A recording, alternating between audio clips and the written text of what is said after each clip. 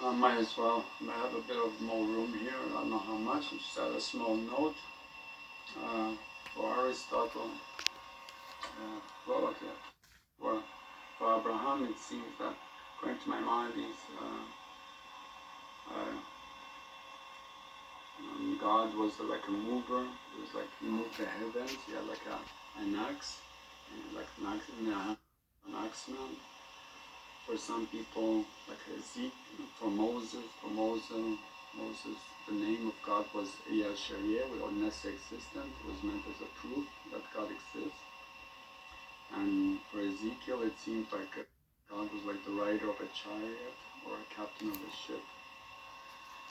And for some people, Maimonides says God was a created light, or some people, God was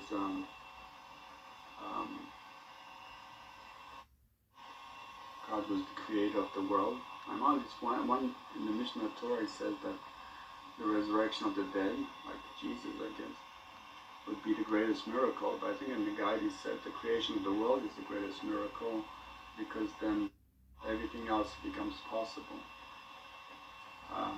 So the account of beginning is the most important thing.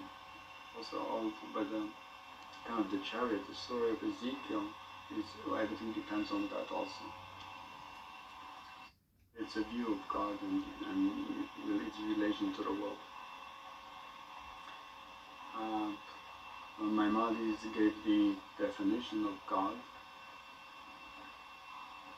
According to the philosophers, God, the intellectual subject, the intellect, and the intellectually cognized object. And all these form one simple notion. This was the definition of God, although we cannot understand it because it forms one notion.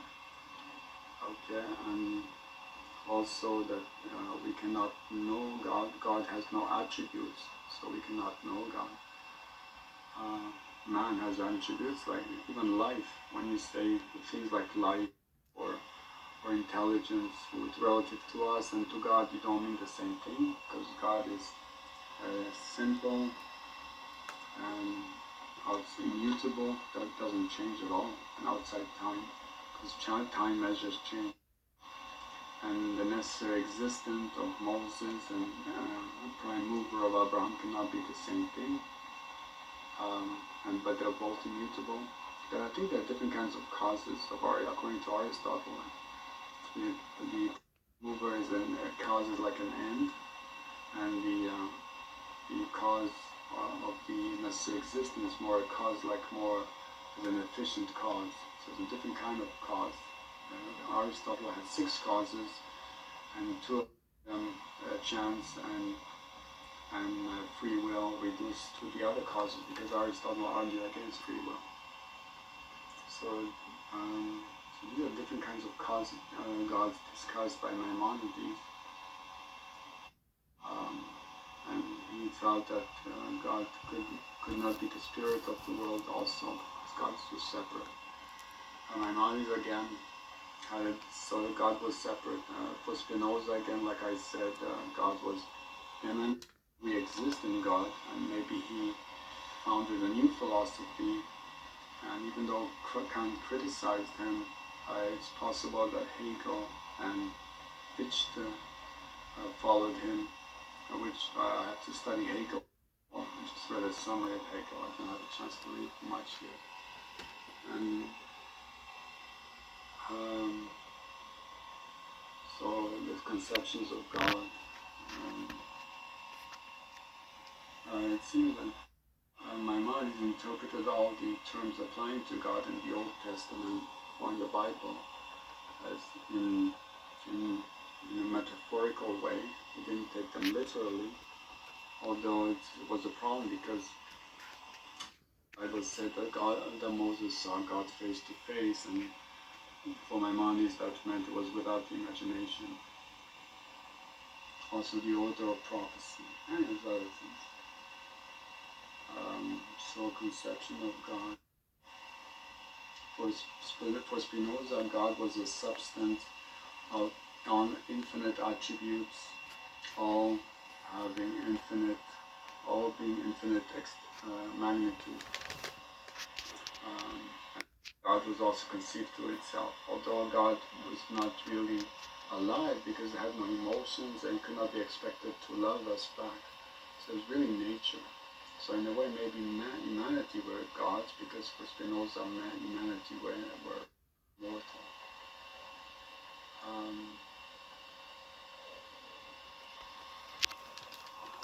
So that's Spinoza. For Kant didn't even know how to define God. He couldn't even, like I listed a lot of ideas here.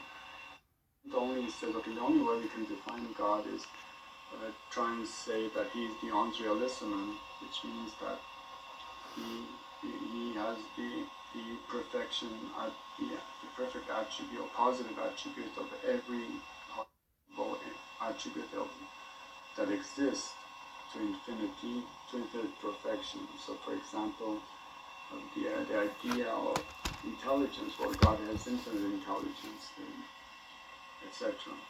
And the only way to prove God exists is if we can link it to the necessary existence. Otherwise, we can't prove he exists. So we can't try that in the ideal pure reason, and he failed. Although even Marx might argue against that, because later on Marx said that in the canonic system, if you try and balance something, and then you add something else, and you balance that, well, the new thing might make the other one imbalanced, so then you have to change it. So even Kant's idea of God as having the extreme of each attribute might be inconsistent or inefficient, because having two attributes which are perfect, you add a third one, it might influence the other ones, and then they're no longer perfect. So you cannot they might not be able to be infinite. You might need to balance them all out, so you have a consistent, perfect being.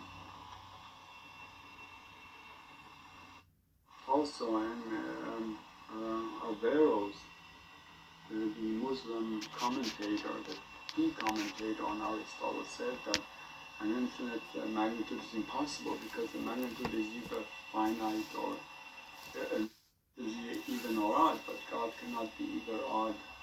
But infinity cannot be even or odd. It's neither. So an infinite magnitude is impossible. But I think you can approach infinity. Or anything about God.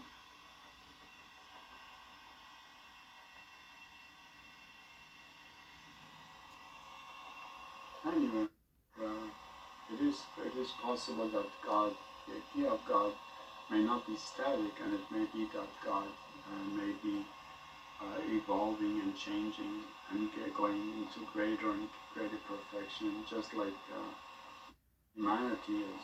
Because my mind is called humanity. Long ago, it was in its age of infancy, because we made so much progress. Even the last 100 years alone, they say like 95% of mathematics was discovered. 100 years ago, they wanted to close the patent office because they thought everything was invented. But so much was invented in the last 100 years alone.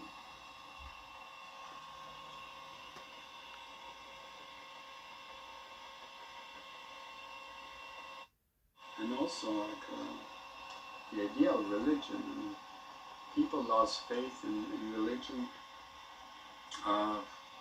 because of, really could have lost faith because of Maimonides even, but because of Kant, a lot of people lost faith in metaphysics. Even Hegel said he had to work in metaphysics, not for the money, but because there was a need for it.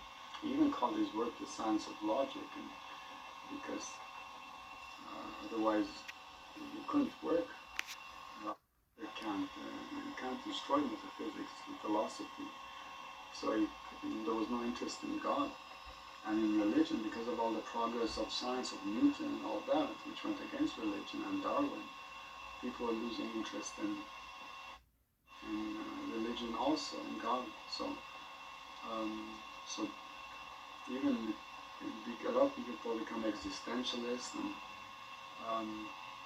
lost interest in theology. So Kaplan said that's why a lot of people became more depressed, a lot of existentialists.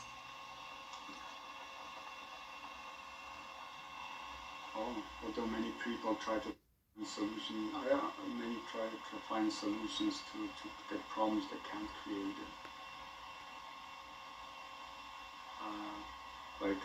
Where you have,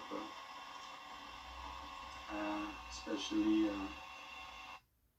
Nietzsche's theory, which tries to create art and it's trying to perfect yourself in the world, and Searle's phenomenology, and Wittgenstein seems to create problems also. You cannot know things, but just